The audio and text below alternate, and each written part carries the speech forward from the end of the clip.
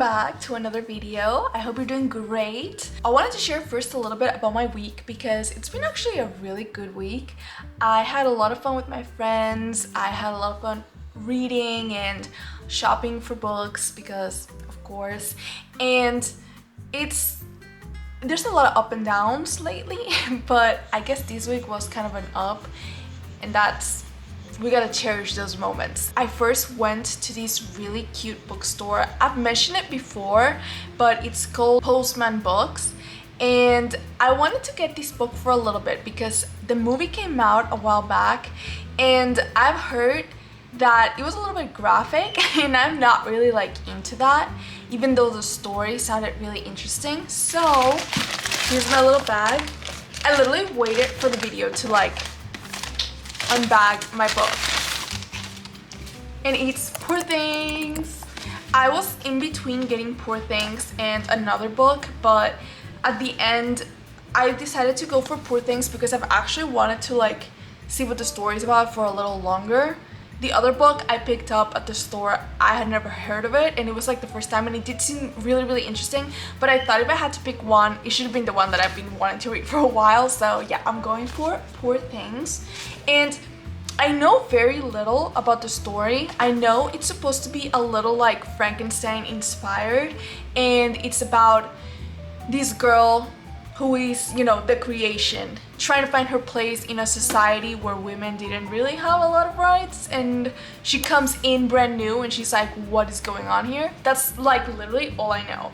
I know that in the movie there's like a lot of things that I've heard people online say that are a little bit graphic or a little bit like, you know, so I thought I'd skip all of that and just read the book, because even if the same scenes are in the book, it's always gonna be like obviously not as intense just like reading it. So I'm just gonna show you one thing. I don't know if this counts as a spoiler, so if it does, warning, but I don't think it is. But like I opened it and like like this is a really cool book. There's images, so I'm very excited to read it. Like I am so obsessed with the art in this book, which I didn't really notice how much it had until recently.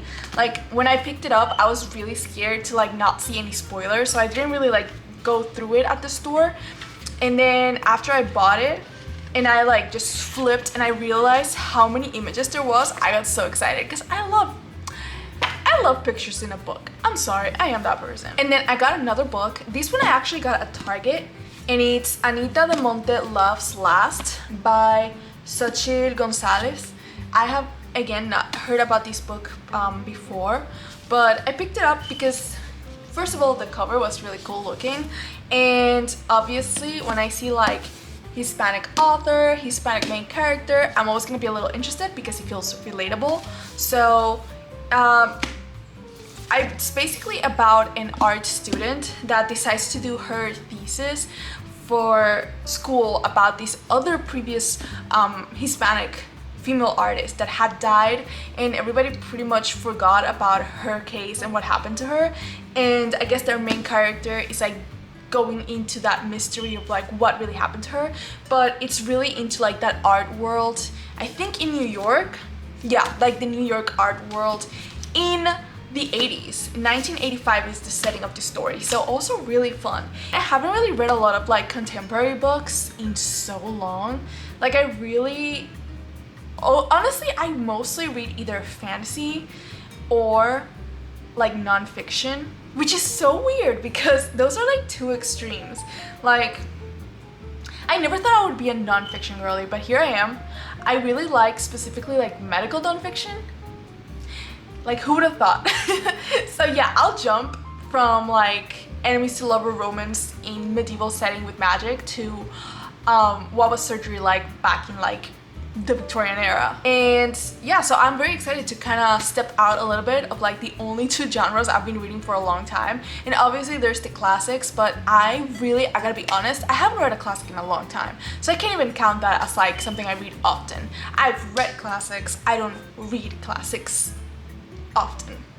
So yeah, I'm excited to read something a little different this time. And talking about books, I want to mention the book that kind of inspired the paintings that I'm working on now. And I feel like I say this about every single painting. Bear with me, please. This is gonna be a series, of course, and it is inspired of my favorite classic ever, Flamenca. And I mentioned her before, I mention her all the time. She is the book that inspired El Mal Querer by Rosalía, which is my favorite singer, so there's a lot of favorites going on here. Of course, I was gonna get inspired by this book. I've read it 3 times and I am so ready for a 4th because I don't know if you can tell, this is like the first book I annotated. That's why these tabs are looking a little crazy. And I had I wanted to fix them, but I don't know, when I see this, it brings me happy memories of like the good old days when I didn't really know what I was doing and I was just tabbing everything that I thought was cute, which is still what I do now, but like, I don't know. It makes me happy to see these like really long tabs. So I kept it like that. And there's a lot to this story, like so much I could just talk about for hours. And I have, because I have a video on it on my channel that I can link up if you want to see it. But this time I am here to get inspired to paint, and it's not gonna be really about the main story because this is a little bit of a stretch. It is still inspired of the book, but it's not really about the book that I'm painting this time. So something I really love about this story, and it's actually one of the things that make it so enjoyable to read for me, is that first of all, I love the narrator. The way the book is narrated, it sounds like it's somebody just telling you a story casually. Like the way the narrator tells their story, he's always, or they are always including little comments like, well, I'm not sure about this, but la la la. You know, like it sounds like somebody genuinely telling you a story from their perspective of what happened, like a recounting of something. Absolutely love it. But my favorite part of it is that when the narrator talks about feelings, they don't just talk about feelings, they talk about feelings as if they were people. For example, instead of saying that, you know, she was feeling love or something like that, he would go and love set to anger, and then anger set to Flamenca, the main character, and like, so emotions are spoken of as if they were people. People giving their opinion on the situation, people giving their advice, people telling other characters what to do, which is pretty much like a very beautiful way to explain how it really works. You know, it's giving Inside Out. But I absolutely love it. And honestly, I was kind of like, for a long time I wanted to do this painting, but now recently that Inside Out 2 came out, I'm like, oh my god, I hope people don't think this is like an Inside Out inspired painting. But at the end I'm like, you know what, who cares, I love Inside Out. But honestly, that's what I thought after I started working on this. I'm like, but I love that so much, and it kind of gave me the idea of like, I wanted to represent those feelings as people and make like a small series of like a painting of each of those feelings. Now, I am not specifically picking the feelings of the story, even though I am taking inspiration from the feelings that I mentioned. For example, of course, love is one of the ones that is the most mentioned in this book. So I am going back and like rereading some of my notes, which I took so many, and most of them are about the conversations between the emotions. So I'm just going back into my notes and rereading like the things that define these emotions as people, and trying to include it in my own interpretation of these feelings. Now, this is obviously being done from my perspective. So I am not just doing sadness from the perspective of Flamenca in the book. I am doing sadness from the perspective of what I have gone through. That being said, I started with sadness. And the reason why is very simple. I felt like it. And I really think that while working on her, just like I've mentioned before with a lot of my other paintings, when I work on something, I really reflect on why and what I'm working on. And I'm not trying to sound extra deep. I'm not trying to say that, you know, there's some hidden meaning behind the painting. You know, sometimes a portrait is a portrait, it's just a person. But just the little details on like facial expressions and colors and just those very small factors, I sometimes, not always, sometimes I put a lot of thought into it. And it's very therapeutic, and I can really feel why, you know, art is a therapy, because after I'm done, I just feel like I need to rush to my journal. Like, so many times I just have realizations, I have epiphanies while I'm painting, because I just realize like, oh my god, this is why I am using this color, or this is why I want to add this other thing, because I feel like this is what it means, you know.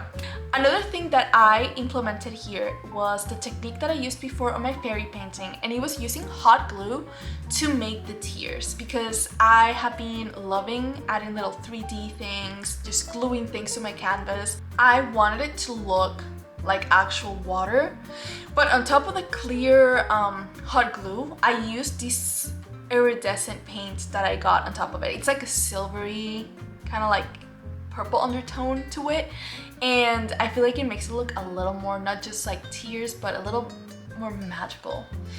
I also thought of adding more things to her, because the original painting, I just made the portrait. There's no jewelry, no decoration, no symbolism, no items. And I think I like that. I think I like that I kept it rather simple. I did add very minimal detail after, because like I said, after I worked on my sketchbook, I decided to add 1 or 2 more things, but I might not go as simple with the others, but I love that she is, because I think like that goes with just sadness in general. Like, how many times have you not been so sad you can't even get out of bed, you can't even brush your hair? Like, she's not gonna be all sparkly and jewelry and like ready to go.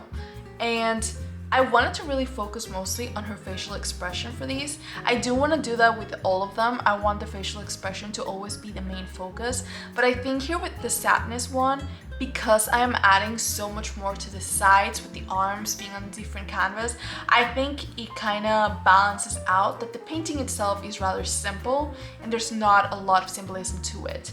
I think just the fact that, you know, she's blue and crying is so, I don't want to use the word cliche because I don't think it's the right one.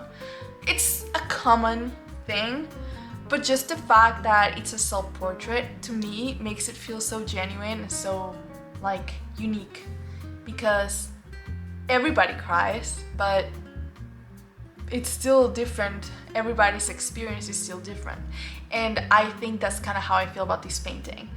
And yes, this is something that I genuinely thought when I was working on it. When I was thinking to myself, should I add more? I'm like, well, the fact that it's myself crying, I think that's everything. I don't think I have to add so much more to express what I'm trying to express when I'm literally just here openly crying in your face. Like, what else can I say? I felt like if I went back and adorned her, I would have been adding all of that for the sake of making it look fancier and making it look like I put a lot more into it, not because I genuinely felt like it needed more. When I see her, I think she looks exactly like what I wanted her to look like, and that's more than enough reason to keep her that way. Yeah, I am so excited that this series is starting. There is like 2 more series I'm working on. This is now the 3rd one I have decided to start. I've been wanting to do this for so long, since more than 2 years ago. So it's kind of crazy how things work, and how even though I had an idea so long ago, for some reason my mind and heart and soul decided now is the moment, and that's what I do. I listen to my heart and I follow it, and this is where it's leading me now. I'm so happy that the first one is done, and I'm gonna be working on the next one very, very soon. I think, don't quote me on this because it might be very different by the next time that I come working on this painting, but I think I want to work on love next. But who knows where my heart and soul lead me. So for now, this is it. And I hope you enjoyed today, and I will see you back next time with more painting, more ranting, more book, and more talk about just art and feelings and just the things that inspire me. And hopefully, I don't know, it gives you any ideas. If not, at least we keep each other company, and that's pretty fun.